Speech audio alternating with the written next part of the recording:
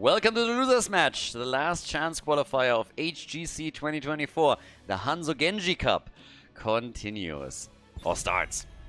Towers of Doom is our first map as we're heading into the game. Again, this is now the final 4 teams that can still get a slot for the playoffs, for the final phase of the tournament here on the NA server. And in the losers match, obviously, we're going to decide the first game, or the first team that will drop out of the tournament. So whoever loses between Sexy Probius and the Enjoyers is out of the tournament. By the way, once again, we already tried a few things to deal with the problem of the sound not being entirely in sync during the game. And apparently it only affects heroes, which is making all things worse. Now, I tried actually earlier to run the repair program that Heroes has.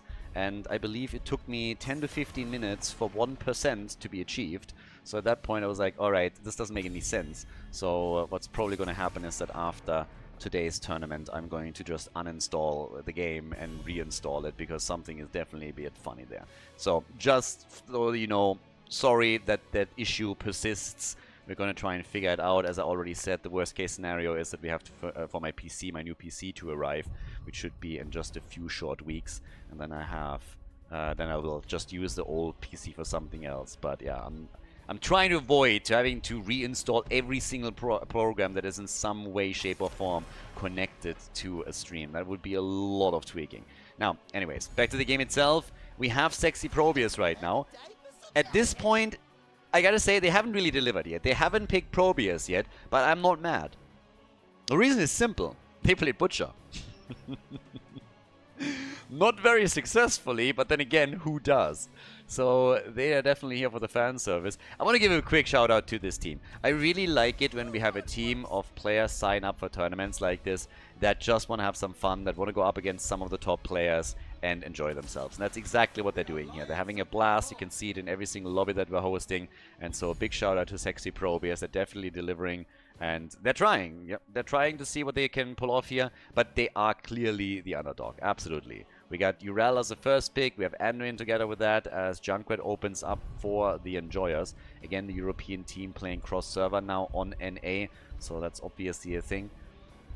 And here comes Tyrande and Diablo. So already very aggressive on Towers of Doom. And with Tyrande, he can also shut down any kind of channel that happens around those altars. So another nice thing for her.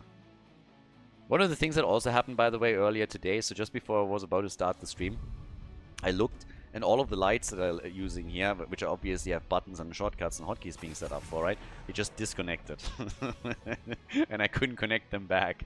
So I am not quite sure what happened. Maybe have some killer anti-streamer virus. At some point my green screen is just gonna turn colors or whatever. I really don't know. I was able to get the lights back in, but the desync is still a problem. So yeah. It's always something new. You don't change anything, you don't touch anything, and then at some point, one day, you know, you start another one, and that happens. But yeah. Anyways, we're heading into our next double pick. We have the Vikings band out, and there's Probius. Nice! Good stuff. Good stuff. They deliver. They deliver. They gave us Butcher, and now we have Probius. So, true to their name. That's what we need here. It would, by the way, be an absolute blast if now that they have Probius, they would just come in and they have this... I mean, they have Dark Horse playing Probius, you know? They have this one player that is just that insane Probius one trick, and he just destroys everything. That would be kind of funny. Chromie and Malthael. Oh my god. Traps galore from Junkrat and Chromie. Burst damage. Tyrande with a Hunter's Mark. Diablo bullying people into corners. Malthael with last rights. Boy, oh boy. They're really trying to go for a quick one here, don't they? Wow. That's gonna be a tough one. Poor Probius. There's Vala's our final pick. We're heading into Towers of Doom, everybody. Our first map in the losers match of the last chance qualifier between Sexy Probius and the Storm League Enjoyers. Game number 1 in the losers match between Sexy Probius and the Storm League Enjoyers, the European team. On the left, we got Calamansi on Anduin, Yotak on Johanna, We get Dark Horse on Probius. There it is. All that power with Warp Resonance as the level 1 talent. Tamisk with Auto Attack Vala. Still not afraid of dying apparently here. And we got Everhard, sub for the team today, playing on Vala. Over on the right side of the map, Malthael for the Europeans, with played by Richu. We got Arian on Diablo, Itrax on Junkrat, Lavekal on Tyrande, and Alvaros is back on his Chromie. He actually played Chromie a couple of times in the last qualifying, qualifier number 2. And then teams very quickly went, you know what, we're just going to ban that out because it's just so insanely annoying. We don't want to deal with your Chromie. But since we don't have any special draft rules for this tournament, you can pick any hero as many times as you want. There's no bounties, there's no pre-banned heroes, there's none of those shenanigans. It's just a typical vanilla tournament. Chromie appeared in every single game for Alvaros, up to the point where the teams just said, no, we don't want to deal with this anymore. I was asking like, guys, can I still have my Chromie? And they went... And that was that. So, underdog is clearly the blue team. Blue team is the underdog coming into this, but how can they... Will Probius be the savior? That's basically the question. And I have to tell that little story again that I talked about in the second qualifier. They were really cute because they actually get first blood. Nice! First blood for sexy Probius with the sexy plays here. I like it. That's how you need to play the game. So, fantastic performance by them. Really, really good moves. This is the kind of plays that I'm expecting here. So, yes, nicely done. They're also invading. They're trying to be aggressive, and I am absolutely here for it. But Diablo is back, and he's trying to bully them around a bit. The camp is already claimed, and it seems like Calamanzi on Android might fall. Is able to get away. What about the rest of the team, though? 2 are missing. Junkrat is now slowly coming in. Essentially, for a time, it was a 5 versus 3 here. But, yep, they're able to get out. So, 1 kill to 0. Nobody else has fallen, but the camp wasn't claimed. Sexy Probe is trying to invade. Now, I wanted to tell real quickly when they sign up for the tournament. So, with the name Sexy Probius, definitely an NA team, they came in and they asked the admins if their team name is okay, or if it's, I'm not quite sure if they used the word offensive, but they said, like, can we name ourselves that, or do we need to rename because they have the word sexy in it? And it was just really funny, because if you're looking at some of the teams that the Europeans give themselves, that was way out there, especially when we're talking about the Polish teams and some of the Ukrainian, Russian ones, where they seem to think that we don't have translation tools. So, yeah.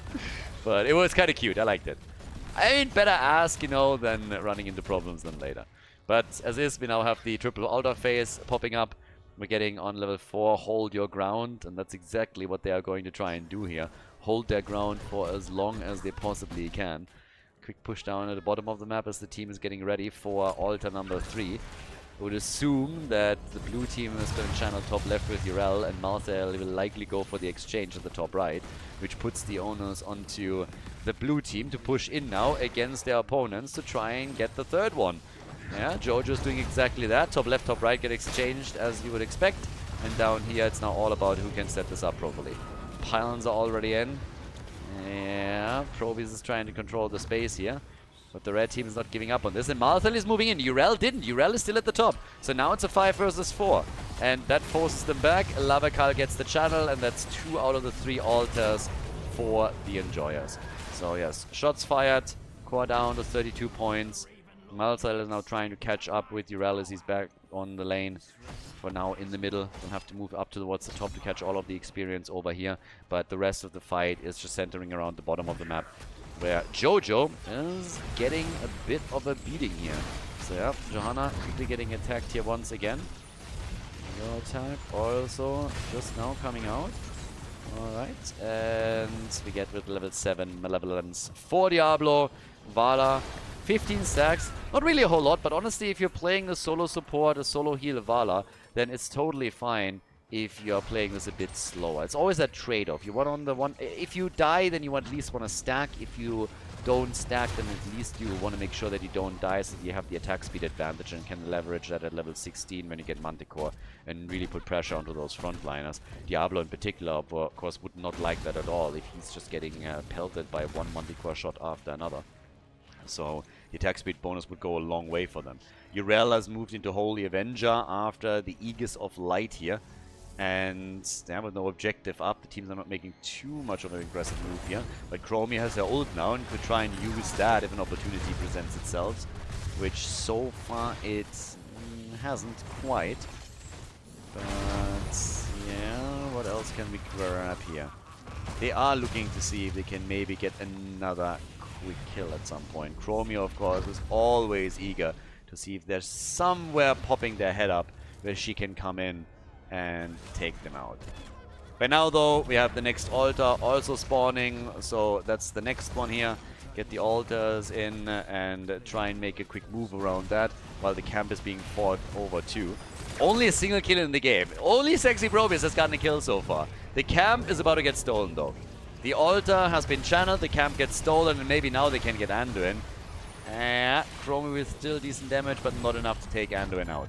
But of course they're now pulling ahead. Not only have they taken a significant lead in core points, but stealing the camp away from the opponents, not only putting pressure on the bottom lane structures, but again also giving them a lead in experience that they are already trying to exploit here.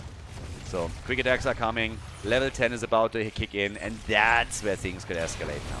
With last rites to be expected, and there it is, they could really make now aggressive moves. Diablo to Randa in tandem, just getting stun into stun. There's the APOC, and that should be a kill.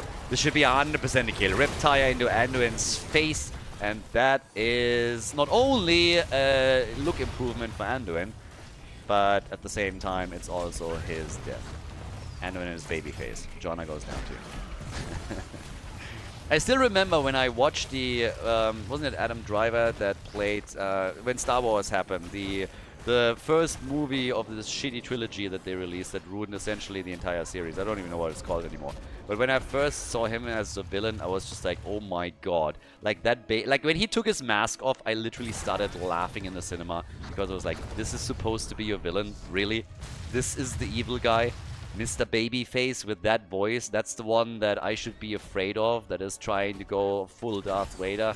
So I was just laughing the entire time, and I turned around and told my friend that they have to give him a scar. It's the only way how they can make him, in any way, shape, or form, intimidating, dangerous, and maybe a little bit manly. And it's exactly what they did. And with Anduin, they gotta do the same thing. Isn't Blizzard trying to do it? Have they already given him a scar? If not, they will. Believe you me, because that baby face is not intimidating anybody. Look at that. They're all going for him. And you know why? Because he looks like the weakling. He goes down, so does Vala. Double kill for the Enjoyers. They go for the triple, baby. They take down 3, and they don't stop there. Probius goes down, and it's a... Oh, no, it's not a 5-man team wipe. Everhard gets away. Nice. Good job by Urel. She's able to survive, gets out, 6 kills to 1, and now they're moving over to... Well, Pumpkin's moved in and got a few shots through to the bot lane. But they are moving over towards the boss. Take that one as well. There's another 4 fired, so they are now down to 11.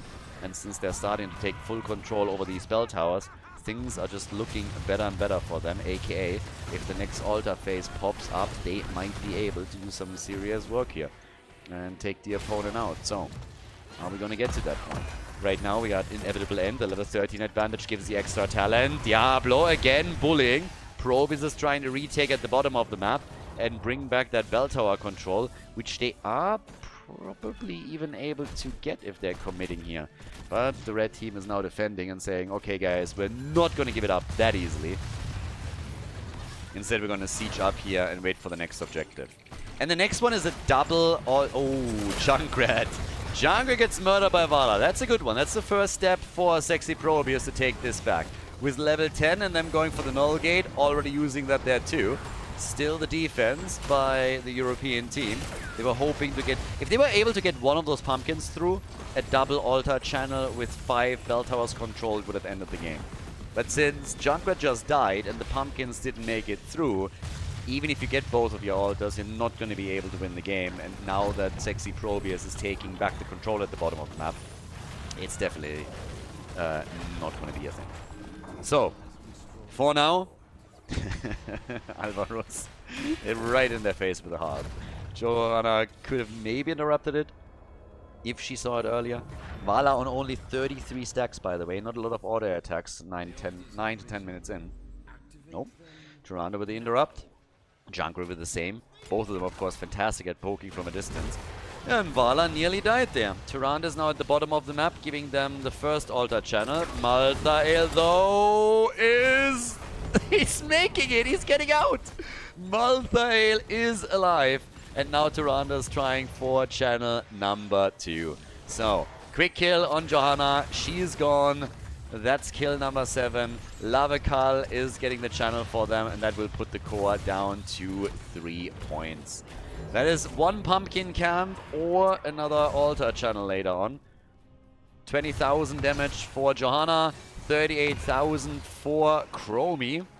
So Chromie is essentially doubling the damage numbers of Probius and Jojo. Vala is only at 11,000 damage. Probius is currently the top damage dealer for the blue team. Top damage dealer. So, bottom of the map, they're trying to take more bell tower control. But, yeah, pretty sweet if you're thinking about it. Because right now, one single altar channel is going to win them the game. If they can apply pressure on those structures and maybe escort a couple of the pumpkins through, they could end, theoretically at least, the game even earlier. And the pumpkins are already there. There's another camp that they could take at the bottom of the map, if they wanted. And maybe they can also get a kill. Malthael is already on his way down to the bottom of the map. And Probius, the biggest threat of the blue team, is now destroyed. They try and follow it up with Jojo. One pumpkin is still alive and kicking. Vala dies. Uh-oh, and they might now lose Urel too. Johanna is also not looking too great here. Malthael is already working on the pumpkin camp, and as they're taking Johanna down and aim for Urel, things are really starting to get out of control. Another shot is fired. That's 2 points on the core. And to make matters worse for the blue team, it's a triple altar phase as well. Even if they somehow defend against the pumpkins, getting all 3 altars is going to be nearly impossible. Urel got owled. Urel got owled in the middle by Tyrande. The pumpkins trying to get in. 1 point on the core, and there's the final shot. A 1-0 lead for the Enjoyers as they win against Sexy Probius on Towers of Doom. GG. Well played. Before we head into game number 2, make sure that you subscribe to the channel if you haven't done it yet so you don't miss out on any future content here on Khaldor TV. Aldrich Pass, map number 2. The Enjoyers are in the lead now in the best of 3 series here at the losers match. And Sexy Probius, even with Probius, they weren't able to pull it off. Even with Probius, it just didn't work out. So now that we're heading into Aldrich Pass, the big question, of course, is can they turn it around here? They went into map choice. They gave up first pick, first ban to the Enjoyers and decided in favor of the map instead. So now Lucio gets banned right away. And I'm kind of curious what they want to do on Aldrich Pass. Like, when you choose the map, what is the thought process of coming in here and saying, okay, I'm going to pick Aldrich? Are they trying to go for like the big macro game? Haven't they played? Wait. I believe they already played on Aldrich and picked Ragnaros, right? That was a Lava Wave game in qualifier number 2. I think that was them. Ragnaros again. This time with Varian and Taunt, just to wait for it. Actually, knowing them, they might go Varian Meme Blades. Just throwing it out there. Just throwing it out as an option. I would not put it past them either. Okay, time will tell. But they're banning out Sylvanas, so that will definitely slow the Enjoyers down a bit. And Enjoyers have shown in the past Sylvanas on this map too. So, yep, definitely another potential one. Then, in addition to that, Probius gets banned. The respect ban. Look at that. The Probius respect ban against the blue team. I'm not quite sure if I should be happy or sad for them now. But at least they are getting the acknowledgement of the Enjoyers, right? They're like, okay, fair enough. We see where you're coming from. Let's just ban Probius out. A bit too annoying when you're doing it. So I'm not sure if Sexy Probius is celebrating that ban or if they are annoyed about it. But here comes the Genji ban instead, and now, of course, first pick. Globals on Alderac would also be quite nice. If you want to try and sneak the objective, you could go for a Nubarak. We've been talking quite a bit about how you can, with him, very easily distract the grunts and then channel the prisoner camp through. There's other heroes that can do the same thing, but they're usually not on the same level as a Nubarak in terms of usefulness. They can do it, I don't know, with Samuro or with, I mean, obviously Viking still. Technically also with Gazlo, I believe. But not that many Gazlo plays. But if we get one, then it's going to happen from the blue team. So, double pick. They're going to start off easy. They're going to ease us into the composition with some normal picks, I'd say. They're actually running down the timer here. Vala again. Vala and Jojo. Yeah, did we get a one-trick pony over here? I mean, if you're already one-trick pony, then I can definitely recommend Vala. She's amazing. Yeah. Gul'dan, okay, and Muradin.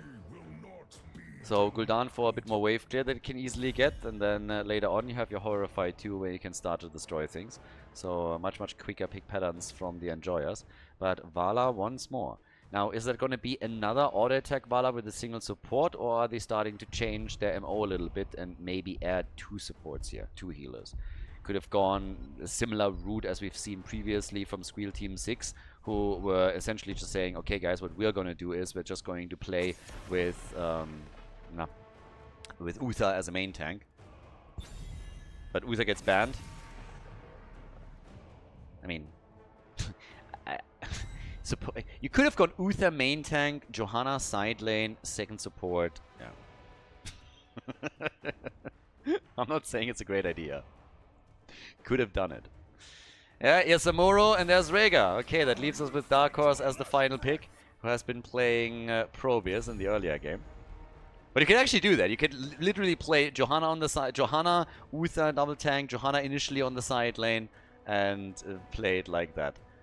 Later on, the roles can switch a little bit, but if they wanted... I mean, I can actually see that being a thing in a Meta Madness context. That would maybe make sense. Anyways, we're really drifting away from the actual draft that we have in front of us. We get Zeratul, we get Kharazim, so more aggressive plays being made now. Muradin jumping in, Kharazim jumping after, Zeratul trying to get the kill. And now the big question, what exactly is Dark Horse going to pick now? He was the one playing Probius in the previous one. Doesn't seem like he's going to be the one playing Samuro for them. So is it going to be a second support for Vala to assist her and allow her to go auto attack and then really deliver the damage, or a bit of a curveball? It's Jimmy! They go for an auto attack with Jimmy and maybe even with Vala. Okay, Alderac pass everybody. Map number 2, it is our losers match. If the Enjoyers win, they move on to the consolation match, the elimination match, whatever you want to call it. And Sexy Probius would be eliminated from the last chance qualifier. Blue team has to win it. Can he pull it off? We're going to find out on map number 2. Game number 2 on the left, Sexy Probius with Kalamanzi on Rhaegar. Sovan on Jana, we got Yotak on Samuro, Dark Horse on Jimmy, and we got Tamisk on Vala. Towards the right side of the map, Richu with Hogger, we get Arion on Zeratul, Lavakal on Kharazim, Itrax with Muradin, and Alvaros is playing Gul'dan. So, let's go. Let's see what they can do now. The blue team with a multi-shot build. Multi-shot build on Vala, Fire at Will on level 1, and then Exterminator on Jimmy. Now that's a very interesting choice for Jimmy's level 1 talent, considering the map. If we're in Battlefield of Eternity, then I can absolutely understand what they're going for. But given the circumstances in this game, it seems that they're trying to sneak a couple of bosses here. That's going to be the priority for them. Not so sure if this is really going to work out, but hey, time will tell. I can guarantee you one thing. Given that level 1 choice, as soon as the bosses are up, the red team is definitely going to start double checking over and over again what's going on around the bosses, and will know when one of them gets snuck in. So yeah, they're going to keep an eye on that for sure. I mean, absolutely no doubt in my mind that that's going to be something they will focus on as this continues. But okay. For now, we're having just a little bit of play here in the middle with Vala. Again, multi-shot build for her, so working a lot more on those stacks for her level 1 with AoE, trying to also get that up for really nice and serious hero damage whenever the fights over the objective then breaks out. We have a Saki build for Gul'dan, as he went straight into the chaotic energy, so he's going on to the drain. And Jimmy is helping out now with the camp. Muradin is also saying hello, I suppose, but they're actually sacrificing 3 heroes on the map in order to go for the camp. Muradin, yeah? Actually, was he at some point really considering jumping over there, waiting for Karazim to help him out in case that there are a few too many heroes? I think that would have become a bit of a problem, but maybe not. At the top, Arian, okay. Going still alone against Samuro here. Samuro starting things off with the Way of the Wind. Everything is still pretty civilized. Still a very civilized game between the two teams here. Nobody going overly aggressive in this one yet. But we are going to definitely get a bit more aggression from the red team whenever they have Zeratul in a decent spot here. Once that level 1 quest is completed, for example, and he gets also his level 7, they're going to start to be slightly more aggressive. The blue team pushing in the middle and nearly getting first blood again. Atrax was barely able to jump out and tap the fountain. Got a heal from Karazim too. So they are being aggressive. They're doing lots of work here. I really like that they're not intimidated. And they get first blood. They go for Karazim and they take him down. They're not intimidated at all. They might be the underdog, but they're not just sitting back in fear and getting murdered. They're pushing in with moves like this one where they can take Karazim out. They force Zeratul to hearth back and they take the wall. They destroy the entire thing. Those are exactly the plays that they need to make in order to maybe win a map and who knows, get a little bit more. So Vala's now at 8 stacks. Once, of course, the quest reward first, and then is going to stack past that. Prisoner camps are now ready. We don't have level 7 talents yet. Jojo also helping out a bit. They're going for the camp again. I mean, time and time again. Whenever the camp is up, bam, they immediately go for it. Difference here being, of course, that one team is only using a single hero in order to get that done, whereas the other is using 3. So a lot more time of those heroes and resources being invested there in order to get to that point, which allows the red team to have a bigger presence on the map and push it out. But they are 4-manning the bot lane now again, trying to go for another wall. And those are just rotations that the Enjoyers are apparently not always ready to encounter. Muradin jumps in. It's a 4 versus 3 though. They're still trying to push them back, and Zeratul is the one that is hoping for a kill, but has to jump out here. Has now gone into the Warp Skirmisher on level 7. The build of Gul'dan continues further as he's just going drain, drain, drain with the Curse of Exhaustion coming in on level 7. So a bit more control and slow against the opponent on his side too. Frost Shot, talking about that, for Vala. She continues with the arrow build. He gets another stack. Completes the dozen here. And up at the top, we have Hogger still pogging it out. So, 8 to 8 on the board. First objective is now being targeted. I like that the blue team is really the one to make the moves. They went for the first wall, they went for the second wall. Now they're trying to also get the objective. They got the first kill. Now the play made for Johanna again. But they got a couple of seconds. And maybe now, as long as they're careful not losing heroes, it's absolutely fantastic what they're doing. But they might also lose a few too many hit points and then be forced to go back to the Nexus, all depending on whether or not they still have the cooldown ready at the fountain. But the quest is now completed for Zeratul, so yes, he is going to become more and more dangerous, specifically, of course, to Jimmy and to Vala. Yeah, Gul'dan with a drain, but he goes down as Rhaegar comes in for the bite, has adjusted his build too. We got Blood and Thunder now on level 7. They got a second kill. No kills yet for the Enjoyers. And they want the objective. Jimmy is all the way down at the bottom of the map. Zeratul thought he could get a kill here, but instead he dies. That's the third one to fall. Ladies and gentlemen, sexy Probius with the aggression and the attempt to get the objective. Richo is shutting it down as best as he can. Muradin is missing, so they're playing this without a tank. And Vala is getting more connects and is able to complete her quest. So the reward is in. She will still stack it, of course, further, but that helps her a lot for that fight to get the additional damage out. And they're getting level 10 any moment. So that's another one. Level 10 any second, and there it is. Blessed Shield is out. There's the Ancestral. Blessed Shield has been used. They want the kill, but they can't quite get it. And, of course, at this point, we have the red team doing everything. Hyperion! The red team doing everything they can to get to heroics as well. Sexy Probius is pissed. They wanted to play their favorite hero again. The hero they named their team after. And the Enjoyers, you know, they just ban him out. And that was the moment where they said, all right, now we're done. That is the end of the line. And we are going to murder everyone. So, yeah, apparently they got mad. 7-sided strike, but Karazi might still die. He's trying to get away. Straight into the Condemn. And that's another kill. Kill number 4. I mean, boys. The blue team. Oh, the raid of RNG. RNGesus is here. And he gets a kill with it. He kills Jimmy with the RNGesus move. Rain of Destruction from Gul'dan. Rhaegar is down and so is Jimmy. And they kill Vala. It's a triple kill. And it all started with Alvaros picking Rain of Destruction and killing the first hero. Oh my god.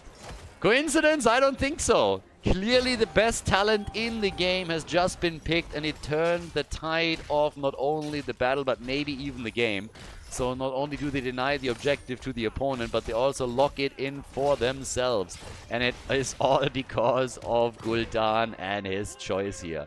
Reign of RNG. The Samuro is pushing the bottom of the map and is trying to take the fort down here. In the middle, of course, lots of damage has been done here too. And that just means that they are going to now take down the fort with the help of the raiders that they just unleashed. This is going to be the next one that they can use for exactly that. Raiders are coming in, middle, they won't be able to save it. That's, by the way, also where Exterminator starts to kick in a little bit because this is really going to help them. Jimmy is already using Hyperion, but they can now defend against the objective a bit easier. It's not only useful for the bosses, which have spawned, but so far not been taken. Alvaros could go for Rain too, if he wanted. He could unleash his ult, but they don't even have to for this one. He could do it around the keep, on the other hand. Samuro down. Zeratul was able to eliminate him. Now they're pushing for the keep wall, and that's actually a really nice move for Gul'dan's ult. If you're using it, use it here. And yep, that's exactly what they're doing. So some keep damage, making it a little bit more annoying to try to defend here. Also draining Vala's life away, slowing her down in the process. The ult basically doing nothing, honestly. Just nibbling. But it was really useful for them earlier. But while they're going here for the fight, at the bottom, Arian is able to take down another fort, and the one at the top has fallen too, which means that now all the forts are gone on the blue team side, and we have the keeps being exposed in the middle, up at the top, even taking some damage there. 32,000 damage, talking about damage numbers, for Gul'dan. So he is currently the top damage dealer in the game, with Vala being the biggest one for the blue team on 19,000. So, yeah, Gul'dan is nearly doubling that. It's not quite there yet, but working on it. 13 versus 13 talents. And Samuro slowed and is able to get out. Jojo dying, trying to save him, and loses her life in the process. There's a 2-level gap between the two teams, which will very quickly lead to a level 16 talent advantage, I suppose. And Yotak is moving in again. They want Karazim. They might not be able to get him. Actually, they will get him. No, Vala! What? Huh? Was she on cooldown still on her abilities? I mean, Karazim gets away. The top keep falls. That's the first armor shield gone. But Alvaros at least gets isolated and is going to die. He gets another Rain out, but this one is not able to get him any kills. So, Gul'dan's gone. 5 kills to 5. Very close to level 16 now, but they took the keep. So this is the first armor shield removed, which is of course a big, like a really big play already. And now the boss finally. Jimmy can start, oh, I mean, actually, I was about to say like, Jimmy with Exterminator. I was like, wait a second, that's the wrong color. That is actually the Polish team. So yes, Jimmy is not getting any value on the boss, at least not just now, unless they're able to steal it away. For now it seems like it's the red team that gets it, but the invade is happening. They want it. Ancestral is already out. Muradin, boss leashes. Muradin turning it. Rhaegar, he's getting punched. And Karazim cannot get the kill. Gets stunned out by the Rain of Vengeance, but everybody's still so low. Rhaegar with a 7-sided, also not dying. Zeratul is gone. Johanna is gone. And it is just bloodbath time for both teams. Samuro about to fall. He's destroyed. Hogga's jumping in deep. They want Draga. They really don't like the doggy here. They're cat people as it seems. And finally, towards the end of that fight, they're able to lock in the CC and take him out. And the same is also true for Jimmy. So another 4 kills for the red team. 9 kills to 6 in total now. What an absolute bloodbath between the teams here. Yep, they're really going for it. Fight after fight after fight, and now it's time to try again to go for the boss. Second time, they're going to try and lock this one in. Can they pull it off? Yes, no. Yep, nobody's invading this time. We have in the middle, by the way, Hogga still pushing some of the waves towards the keep and trying to take that out. Shockwave taken, and peace out as Richu is slowly retreating. Jojo coming in was a bit of a problem for him for a short period, but still able to retreat without falling here. So 6 kills to 9, that's still where we're standing. We have the level 16 talents also now in the hands of the blue team with the harsh winds and the rallying cry. Punishment for Vala. Her damage output, I mean, really speccing fully into multi-shot with this. She's at 28,000 damage now. Go down on 38,000. And the chance to go for the keep in the middle. So they're starting to push with the boss through the bottom. They have the objective as well. So we get more raiders, and this might just be the finishing move. Jojo died again. The raiders aren't even here, and they're already using hit points on those keeps. At the bottom of the map, they defend against the boss, but things are looking very, very grim for Sexy Probius. As sexy as they are, they might not be able to move on to the next round of the tournament and qualify for the final phase. It seems that the Enjoyers are the ones to move on to the next one, to keep their hopes and dreams alive here at the last chance cup for the Hanzo Genji Cup. Everybody is about to go down here. The boss doesn't have, I mean, 2 armor upgrades, 2 armor shields are already moved. It's gonna be game. They won't be able to do anything here, especially with now Samuro also falling and everybody else getting murdered. A right click on the core is finishing things off, and that's a 2-0 victory for the Enjoyers as Sexy Probius is eliminated from the last chance qualifier. GG.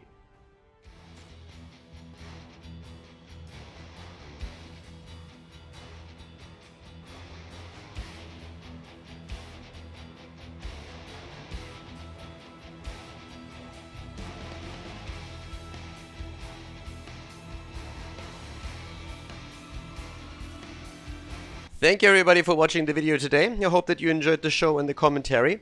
And keep in mind that the spoiler protection that is going to run for the rest of the video is made possible by all the support on patreon.com.